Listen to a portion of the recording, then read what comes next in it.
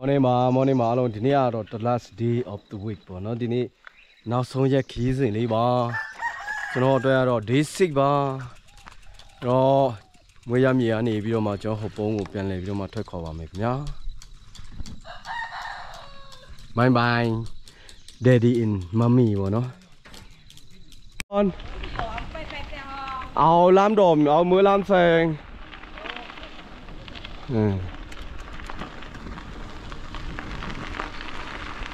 တိတ်ဆိတ်နေမနေ့စောစောကျွန်တော်ရွာလေးပါကျွန်တော်မွေးရမြေကျွန်တော်မွေးရစာတိတိတ်ဆိတ်နေမနေ့စောစော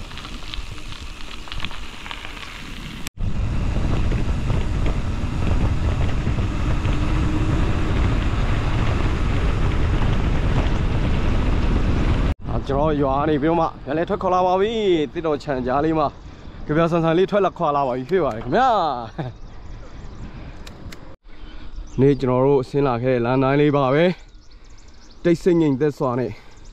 ကျွန်တော်ပြန်လဲထွက်ခေါ်လာပါပြီဖြစ်ပါတယ်ခင်ဗျာဘာလို့ဟောဒီနန်းလို့ဘာလို့လေးပေါ့ကွာကျွန်တော်ရွာရဲ့ဝေးရမြေရဲ့နန်းလောက်ပါတဲ့လာတရားလေးချွတ်ခင်းလေးလောမွဲဖွယ်ရာတွေဖြစ်တော့မှာပဲနောင်တရားမျိုးလေးပါခင်ဗျာနေရာဒီမှာမျိုးနင်းလေးနေနဲ့အုံဆိုင်နေပါလေနေညမိုးအကြေလဲချထားတော့လမ်းလေးတွေကလည်းဖုံလေးကကင်းစင်မြင်ကွန်းလေးတွေကလည်းရှင်းကျွန်တော် view လေးတွေကလည်းလာမလား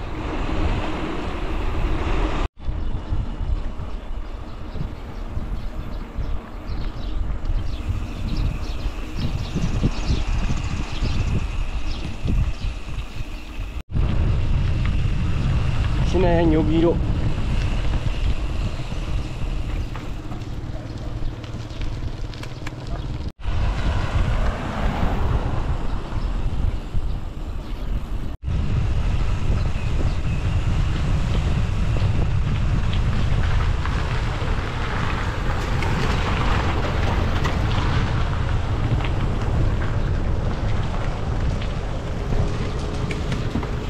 ကပ်ပါလေ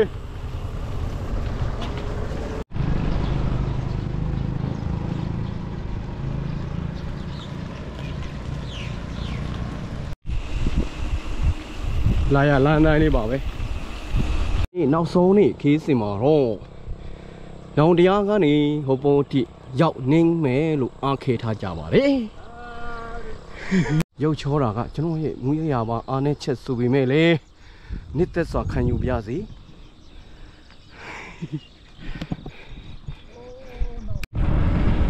ပန်ခါကြောက်ရောက်ရှိလို့လာအောင်မြောဒါမနေ့ညမိုးအကြီးကျယ်ချထားတယ်ကျွန်တော်ရွာနဲ့တူတူပါပဲဒါလမ်းပေါ်မှာရေအိုင်တင်းနေတာရွာလေးကညမ်းပါရတယ်နေချင်းစပွဲလေး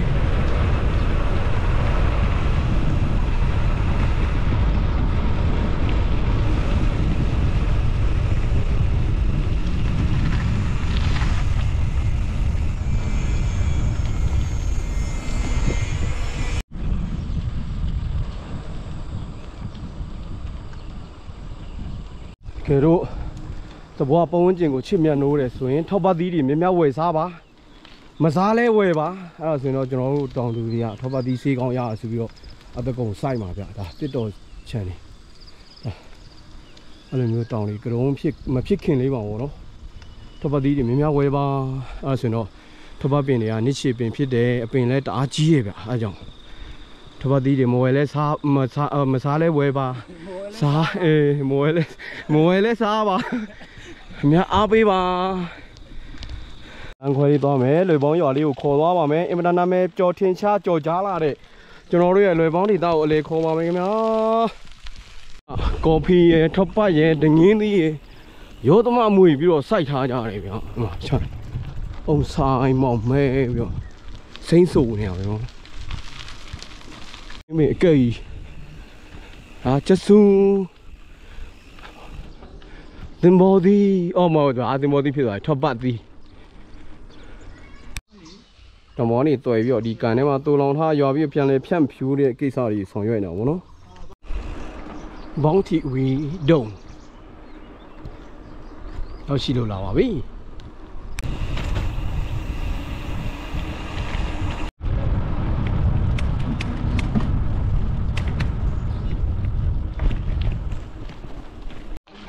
ဗုဒ္ဓဥယျာဉ်တို့တဲ့ကျွန်တော်ကိုးမယ်စလို့မယ်ဘောင်းဗုဒ္ဓဥယျာဉ်နောက်တစ်ချိန်စကန်ထိုင်းပါဗျာတရားစကန်ထိုင်းမယ်ဟာဆလောနိုင်ဖြစ်တာမဟုတ်တော့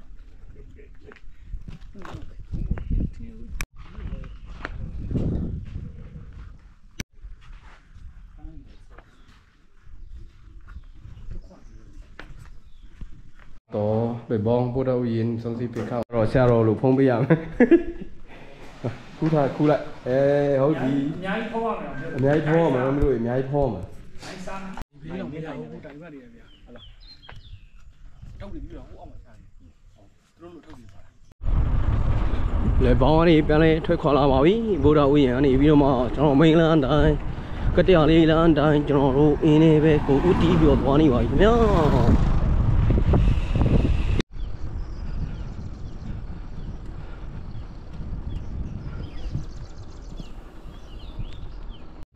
ဒီလိုစိမ့်စိမ့်စောစောလေးမြင်ချင်းတော့တစ်တော်သီးဝယ်စားပါဒါတစ်တော်ခြံကြီးတွေပါတမျိုးတစ်ခေါ်ကြီးတွေပန်းတစ်တော်လို့ခေါ်ပါတယ်တရုတ်တစ်တော်တွေဖွေဖက်ဖွေရောမဟုတ်ပါဘူးဝါရောင်နဲ့တန်းတဲ့ပန်းတစ်တော်တွေပါကျွန်တော်ဒေသမျိုးတွေပေါ့နော်အားမျိုးဆိုရင်တော့ပင်ကြီးနစ်ရှေပင်လည်းဖြစ်တယ်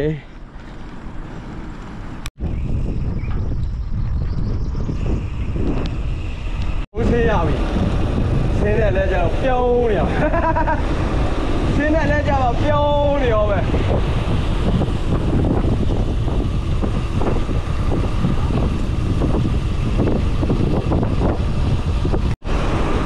ကိုယ်နည်းနည်းကြမ်းမယ်နော်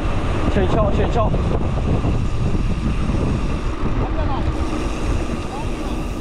ချိန်ချောက်ချိန်ချောက်ကိုယ်နည်းနည်းကြမ်းမယ်ရိုးတော့ပါ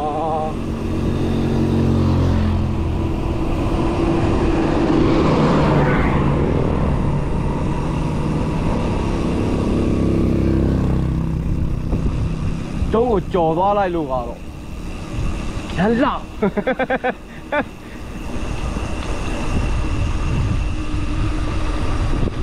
ကြော်လိုက်ရမိုးဆဲရတကုတ်ဆဲညောင်းနေအောင်ဆဲဘရိတ်ချိုးပူနေအောင်ဆဲရတယ်ဆဲမှာကိုယ်ကြီးရှိတယ်နော်ဆင်းလာပါရေးကွန်တင်ဘာချန်နယ်နေလင်း Dragon Warrior ဒါကိုလင်းကိုပိုင်ကိုလင်းတိုးကိုတိုးဒါအင်းအချိန်ဖက်ချမ်းဖြစ်သွားတာဗောနော်ဟိုဒီနေ့ကျွန်တော်ပြန်တာအင်းလေးကနေနောက်တရားကိုသွားတာအင်းအနောက်ဖက်ချမ်းကဒါအင်းအချိန်ဖက်ချမ်းပြန်ဒီတိုင်းသွားမယ်ဆိုညောင်ချွေညောင်အဲ့အထိရောက်တယ်ဘောနော်ဒီလမ်းကျွန်တော်တို့အဲ့လမ်းမသွားမနဲ့ကျွန်တော်ကြောက်တုံးဘက်ကိုတက်သွားမယ်ပြီးငွေတော့ကကူကနေဟိုဘုံကိုပြန်သွားမယ်ဗျမြန်မာနှစ်ဆန်းရက်နေ့ဖျားသွားကြောင်းတက်မိဘဖိုးဖားတွေကြော့တဲ့လူတွေနဲ့စီကားနေတော့ပါပဲခင်ဗျ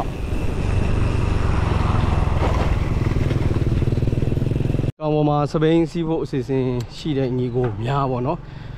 ကျွန်တော်ပြောချင်တာကတော့ကျွန်တော်ဒီနေ့ဒီခေးစဉ်ကိုရလိုက်တဲ့အတွေ့အကြုံလေးကတော့ဘယ်လိုလဲဆိုတော့ကီယာကိုအဆင်ပြေအောင်လုပ်ခဲ့ပေါ့နော်ကြိုတင်ပြင်ဆင်တေးချဆန်းခဲ့လိုက်ပေါ့ကုန်းတွေပါတက်ကြည့်လိုက်တချို့က over Honda ကင်တာကွာချက်ကြီးတွေမရအောင်ဒီမှာအကုန်သုံးရမှာနော်12 speed ဆိုလဲ12 speed အကုန်သုံးရမှာအဲကြောင့်တေးချလေးစစ်ခဲကုန်းတွေဆန်းတက်ကြည့်ပေါ့နော်အကုန်လုံးချင်းကြည့်ခဲ့စင်ပြေပြီဆိုမှနှမို့ဆိုတော့ဒီမှာဒုက္ခတော်ရောက်တယ်အဲကုန်းတက်ဖို့ရေးကီယာချင်းကြောင်လာနဲ့ကြော်ရတယ်အဲလိုမျိုးဆိုရင်တအားဒုက္ခရောက်တယ်ပြီးမှအရေးကြီးဆုံးအချက်ကဘာလဲဆိုတော့ကိုယ့်ကို training မပြတ်ပေါ့နော်အဝေးရက်ကြာကြီးနေမဲ့စီစဉ်ရှိရင်ပြောတာပါဒါတောင်ပေါ်ဒေသဖြစ်တဲ့အတွက် ဟိုစားကီလိုမီတာအဝေးတွေပါငါတော့သိမကောင်းတဲ့မစင်အတက်ကဘယ်လောက်များတယ်အတက်ဘယ်လောက်မှတ်တယ်အဲ့ဒါနေမူတီပြီးမှဘယ်နေရခီးဆိုရင်ဟိုပေါင်ဒီမှာတောင့်ခဲပြီးတော့မလုံနိုင်မချမ်းတဲ့အဲ့လိုမျိုးဖြစ်သွားဆိုတော့ပုံမှန် training လေးတော့ဆင်းလာခဲ့ပေါ့နော်အဲ့လိုမျိုးဆိုရင်ပိုအဆင်ပြေတယ်ပြောတာပါနေအားတော့တယောက်နဲ့တယောက်ပေါ့အသက်ရွယ်လိုက်မတူနိုင်ဘူးပေါ့နော်အဲ့ဒါလေးပြောပြရှင်တာပါဆက်သွားလိုက်ပါဦးမယ်ကြာခင်ရှေ့တာမှာကျွန်တော်တို့လမ်းခွဲကြောက်တလုံးလမ်းခွဲကိုရောက်ရှိပါတော့မယ်ကျွန်တော်ရှေ့ကညာဘက်ကကြောက်တလုံးလမ်းခွဲတိုင်းကျွန်တော်တို့တက်သွားပါမယ်ခင်ဗျာလမ်းခွဲမှာလိုအပ်တဲ့ရိတ်ခါလေးတွေအသေးမွားလေးတွေပေါ့နော်ရေဒစားစသည်အားဖြင့်ပေါ့နော်စပိန်စီးရ၌လိုအပ်သောအသုံးဆောင်ပစ္စည်းများကိုဖြည့်တင်းပါတယ်ခဲကြော်ချောနေတော့မှာပဲဒီခီးစင်ကဘလို့မှမနေဘူးတကယ်ပြောပကံမတကယ်ပြိုင်းကြတာပကံခီးစင်ဒီခီးစင်ကကိုရီးယားတောင်းလေးဟာဆောပြီးတော့မှကြောက်တလုံးဘက်ကိုဥတီးပြီးတော့မှနေပြီပဲပြောရတယ်ခင်ဗျာ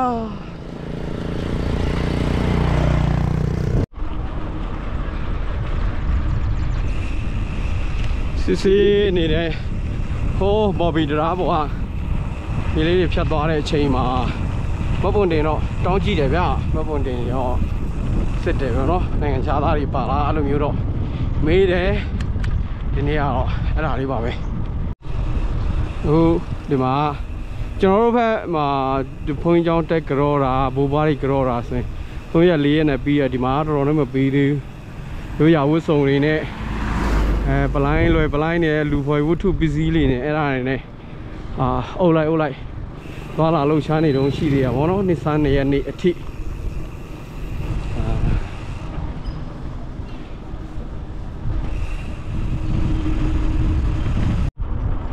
မှာတော့အစင်းဆိုလေးပါပဲလက်ပနေပြီပေါ့နော်မိုးရွာလိုက်တော့မြက်ခင်းလေးတွေကစိမ့်စိုးနေရပဲပါဆက်လိုက်တဲ့အချိန်မှာသုံးတဲ့အရွက်တနက်ဖက်ရွက်လို့ခေါ်ပါတယ်ဒီဘက်မှာတော်စိုက်ကြတယ်ဗောနော်တောင်ကြီးကြောက်တလုံးဟိုပုံးအဖက်တွေစိုက်ဖြစ်တယ်စိုက်ကြတာများတယ်ဘယ်လောက်မှဒါမျိုးတွေသိမရှိကိုမရှိရဘူးနောက်တရွာကိုရောက်ရှိပါပြီဒီရွာကြော်ရင်တော့ကျွန်တော်တို့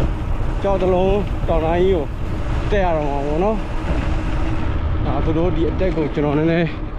စိုးရိမ်နေတာတကယ်လို့တက်လို့အဆင်မပြေဘူးဆိုတော့ကားနဲ့ခေါ်ပေးမယ်လို့ဒီတော့စမ်းကြည့်ပါတော့အသွားလာတွေလည်းမပြတ်ဘူးပြတက်ရတာကတော့ဒီကြောက်တလုံးမရောက်ခင်အထိတော့တက်ရကြောက်တလုံးကြော်ပြီးတော့လည်းနည်းနည်းထပ်တက်ရတယ်ရဲ့ပြီးမှ flat အဲ့လိုမျိုးဒီရွာကြော်ပြီးမှစတင်တက်ရမှာပေါ့နော်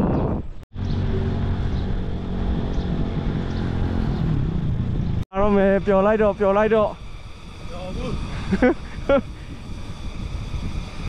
ြည့်တိမထွက်တာမဟုတ်သူတို့ကဘုန်းကြီးကျောင်းတွေတက်နေရတော့ထင်တယ်ဘုန်းကြီးကျောင်းတွေတက်တယ်ကြော်ရာကြီးမပြီးသေးဘူးဘရိုဝင်ကတော့တလွာချင်းကိုတက်နေပါပြီမြောက်ဒါဆက်တက်နေပါပြီစပီဒတိုင်းတင်နေတော့ဟုတ်လားဒီနေရာမှာအတက်ပြန်ပြေးလာတယ်ပြေးရဆိုရင်အားနဲ့ပြန်ယူဒီမှာဆက်တက်အဲ့လိုမျိုးတက်တွေကများတယ်မတ်တယ်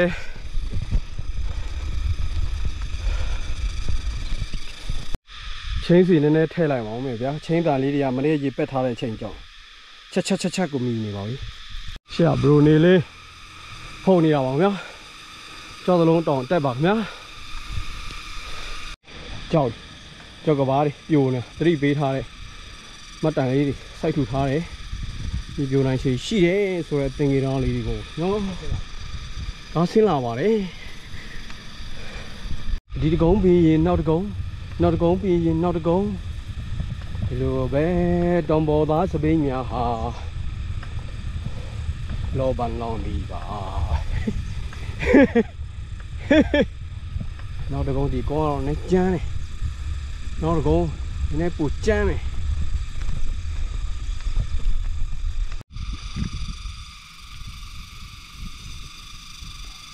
ကြောက်တလုံးမျိုးဆိုင်ဘုတ်နားကိုရောက်ရှိလို့လာပါဝေး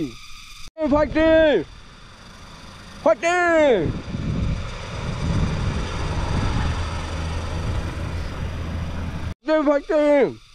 fighting fighting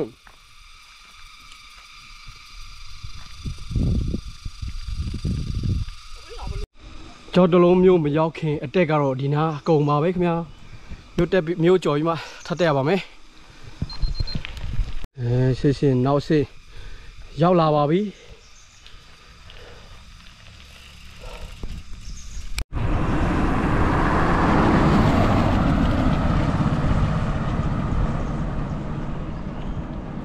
ကျော်တလုံးမျိုးရောက်ရှိ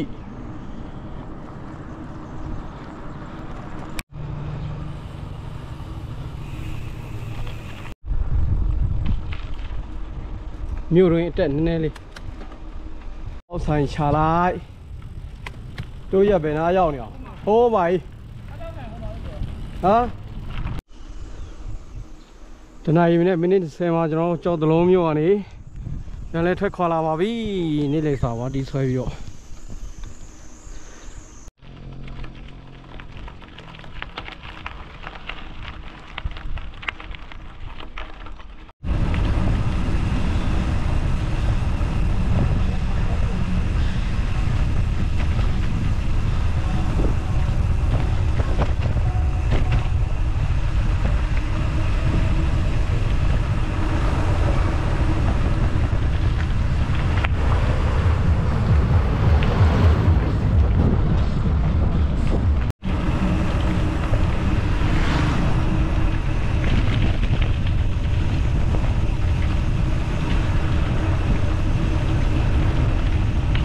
အတက်ကိုတက်ချင်းပါခင်ဗျာနောက်ဆုံးအတက်ကမဆူစလောက်လေးပြလေးပါပဲဝေတော်ကကူဖျားဝင်းလေးကိုရောက်ရှိလို့လာပါပြီ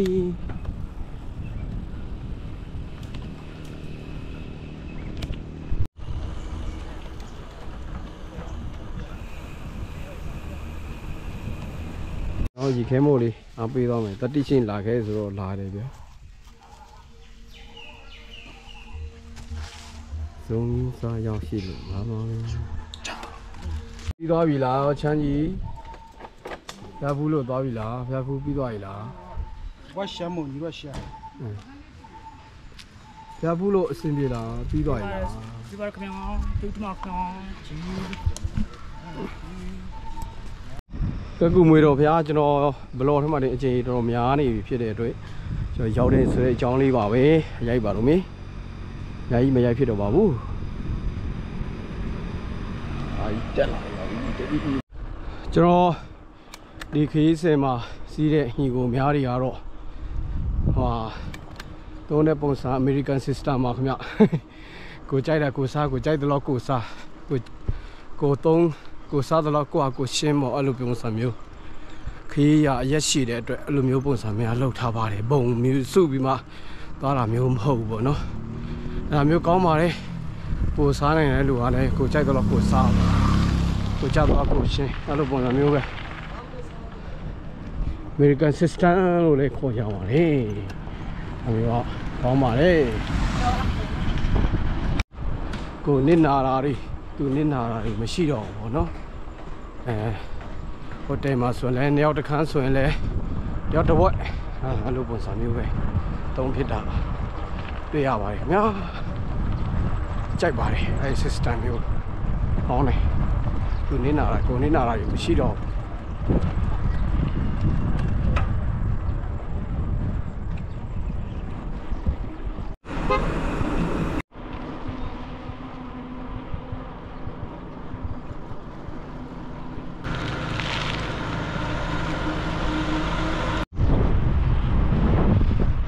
ဒီနေ့ကတော့ကီလိုမီတာ100ကျော်သွားပါတယ်ပင်တရားဒီကနန်းကြရည်ကိုနေသွားသလိုမျိုးပါပဲဒီနေ့လေကီလို100ကျော်သွားပါတယ်ဟုတ်စအေးရနေကောင်သမီးလေးနေအောင်ဖုံးဆက်လာပြေးပြန်လာရုပ်ဝယ်လာပြီဆိုတော့ဒီမှာရုပ်ဝယ်လိုက်ပြီဟယ်လိုဒုက္ခအင်းပြန်ရောက်ရင်ပြန်ချော့ရအောင် ကုန်းမရှိတော့ဘူးကုန်းမရှိတော့ဘူးဆိုပြီးတော့ခေါ်လာတာဟိုဘုံသားထီတော့ရောက်လာပါပြီဒီခေတ်ဆင်ကတော့အောင်မြင်နေဗျာ training တိတ်မရှိတဲ့ညီလေးတွေသူတို့ကကျွန်တော်တို့လိုနေ့စဉ် training morning ride တွေသူတို့မစီးဘူးလို့ပြောရဲဗျာဒါပေမဲ့နေအားတွေကတော့အင်မတန်ကောင်းတဲ့ညီလေးတွေလို့ပြောလို့ရတယ်ဗျာအရန်ဖုန်နိုင်တယ်မော်ဒီသားမှာသူတို့တွေဖုတ်ချက်ကတော့လန်ထွက်နေတာပဲဗျာဘယ်လိုပြန်ဆိုရင်သူတို့ကားပေါ်တင်ပြီးတော့ရန်ကုန်ကိုပြန်ပြီးတော့ဒိုးတော့မှာဟုတ်နော်ဒီကားထဲမှာလည်းဖြတ်ထားပြီးသွားပြီဟိုဘောနေပဲ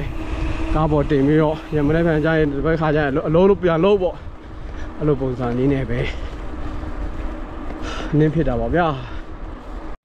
ကျွန်တော်တို့နောင်တရားနေ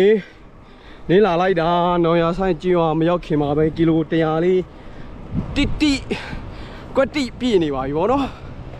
ဒီနေ့ကီလိုမီတာ100ကျော်သွားပြန်ပါတယ်ကျော်အောင်ပန်းနဲ့ရက်ဆော့အချာကနန်းကြရေတကွန်သွားသလိုပါပဲအဲ့ဒီနေ့ကလည်းကီလို100ကျော်သွားပါတယ်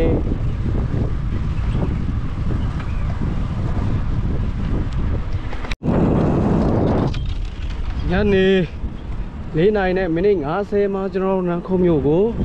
ပြန်လဲပြီးတော့ရောက်ရှိလို့လာပါပြီခင်ဗျာ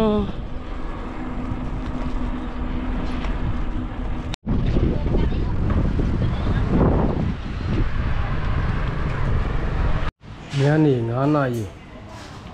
နန်းခုံးမြို့မှာအစာပြေဝင်ဆွဲတယ်လေဗျာကဲဗျာကောင်းတယ်ဗျာကောင်းတယ်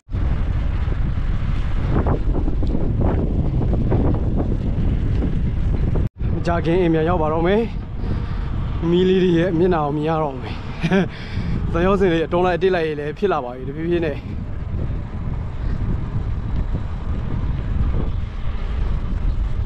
morning ride တဲ့နေရာလေးမလဲရောက်ရှိလို့လာပြီ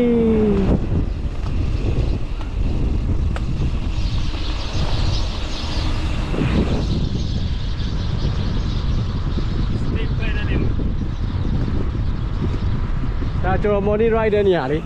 ဒါဟိုး6 နာရီနဲ့မိနစ်30ဟိုဘုံမျိုးကိုပြန်လဲရောက်ရှိလို့လာပါပြီ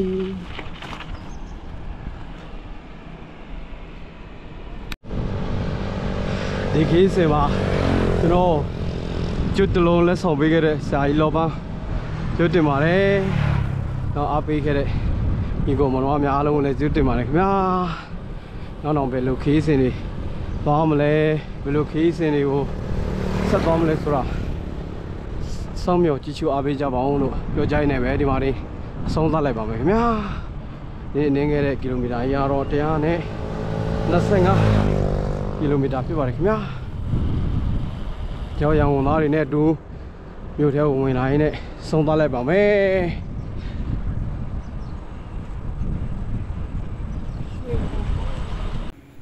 ဒါကတော့ကျွန်တော်တို့သွားခဲ့တဲ့ခီးစဉ်အတူမြေပုံလေးပေါ့နော်ကျွန်တော်တို့ရွာနေပြီးတော့မှနောင်တရားကိုထွက်လာခဲ့ပါတယ်နောင်တရားကနေပြီးတော့မှလွယ်ပေါင်းကြီးရွာဘက်ကိုကျွန်တော်တို့ဗုဒ္ဓဥယျာဉ်ခဏဝင်လေပြီးတက္ကလာပြန်ထွက်လာခဲ့တဲ့အချိန်မှာတော့အင်းလေးမော်ဘီတရားကိုဖြတ်ပြီးကျွန်တော်ဒီအင်းအရှိဖြတ်ချမ်းလမ်းမကြီးအတိုင်းကနေကျွန်တော်ထွက်လာခဲ့ပါတယ်ပြီးမှကြောက်တလုံးလမ်းခွဲအတိုင်းလေးပေါ့နော်ယူကြီးရွာတော်တော်များများဖြတ်တန်းပြီးတက္ကလာအမတော့တောင်ပေါ်ထပ်တက်ရပါတယ်ကြောက်တလုံးမြို့ကိုရောက်ကြည့်တဲ့အချိန်မှာတော့မွေတော်ကကူဘက်ကိုဥတီပြီးတော့မှသွားခဲ့ပါတယ်ကျွန်တော်တို့မွေတော်ကကူဘက်ကိုသွားပြီးတဲ့အချိန်မှာတော့ရှေ့ဘက်ချမ်းကိုပြန်လဲထွက်ခွာပြီးမှဘန်းရင်မြို့ကနေပြီးတော့မှမြောက်ဘက်အတိုင်းနော်မွန်နန်းခုတ်ဆိုတဲ့မိန်လန်းအတိုင်းကျွန်တော်တို့သွားလာခဲ့ပါတယ်ပြီးမှဟိုဘုံမြို့ကိုပြန်လဲပြီးတော့ဝင်ရောက်လာတာပေါ့နော်ဒါပါပဲကျွန်တော်တို့ခီးစဉ်အတူမြေပုံလေးကတော့ဒါပါပဲခင်ဗျာအားလုံးကိုကြည့်ရတင်ပါတယ်ခင်ဗျာ